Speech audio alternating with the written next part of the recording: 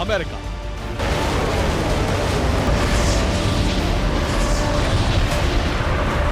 दहल गया Israel. Iran की hypersonic power.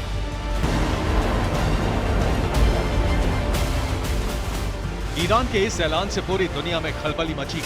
IRGC यानी इस्लामिक रिवॉल्यूशनरी गार्ड कॉर्प्स की एरोस्पेस फोर्स ने दावा किया है कि ईरान ने हाइपरसोनिक मिसाइल का टेस्ट कर लिया है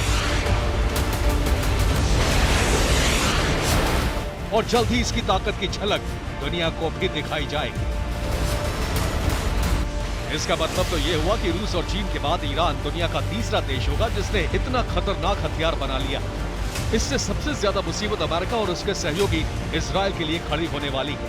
आखिर ऐसा क्यों होगा ये हम आपको आगे बताएंगे, लेकिन पहले ये जान लेते हैं कि जिस हाइपरसोनिक मिसाइल को ईरान ने तैयार करने का दावा किया है उसकी ताकत कितनी है। ईरान के मुताबिक उसकी हाइपरसोनिक मिसाइल की रफ्तार 12 से 15 मैक यानी 14,000 किलोमीटर प्रति घंटे से 18,000 किलोमीटर प्रति घंटे तक है, जो किसी भी मौसम में अपने टारगेट का पीछा नहीं छोड़ती। यहाँ तक कि मिसाइल डिफेंस सिस्टम को भी तबाह करना इसके बाएं हाथ का खेल है। मतलब ये कि ईरान अपने हाइपरसोनिक अस्त्र को अजेय बता रहा है। इससे पहले पिछले साल नवंबर में उसने पहली हाइपरसोनिक बैलिस्टिक मिसाइल बनाने का दावा किया था। हालांकि तब अमेरिका ने वहां से आई इस रिपोर्ट पर शक जताते हुए खारिज कर दिया था। तो फिर आखिर ऐसा क्या हुआ कि ईरान के ऐलान से इस बार अमेरिका के भी हाथ पांव फूले हुए हैं?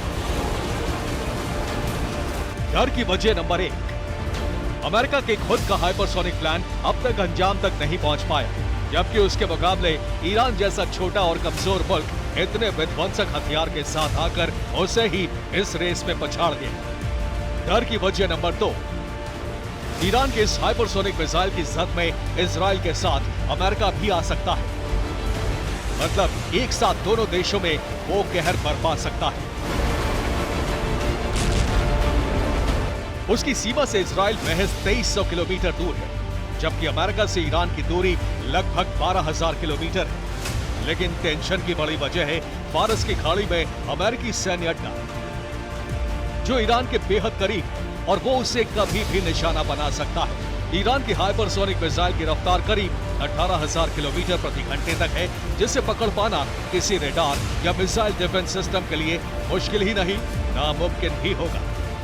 इसलिए बाइडेन और नेतन्याहू दोनों को ये डर सता रहा है कि अगर ईरान का दिमाग फिर गया तो पता नहीं वो उनके देश में क्या करते। दोनों देश अब तक इस हथियार के लिए तरस रहे हैं, पानी की तरफ पैसा बहा रहे हैं, लेकिन कामयाबी कोसों दूर है। सवाल ये भी उठ रहे हैं कि जो अमेरिका और इजराइल नहीं कर पाया, आखिर उसे ईरान ने कैसे कर दिखाया? कहीं ईरान की इस कामयाबी के पीछे रूस तो नहीं?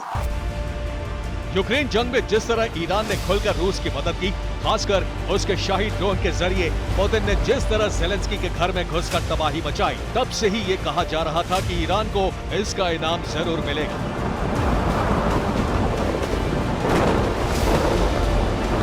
दूसरी बात ये कि हाइपरसोनिक टेक्नोलॉजी भी रूस के अलावा सिर्फ चीन के पास है, इसलिए ऐसा हो सकता है कि इस मिसाइल को बनाने में रूस ने उसकी मदद की हो।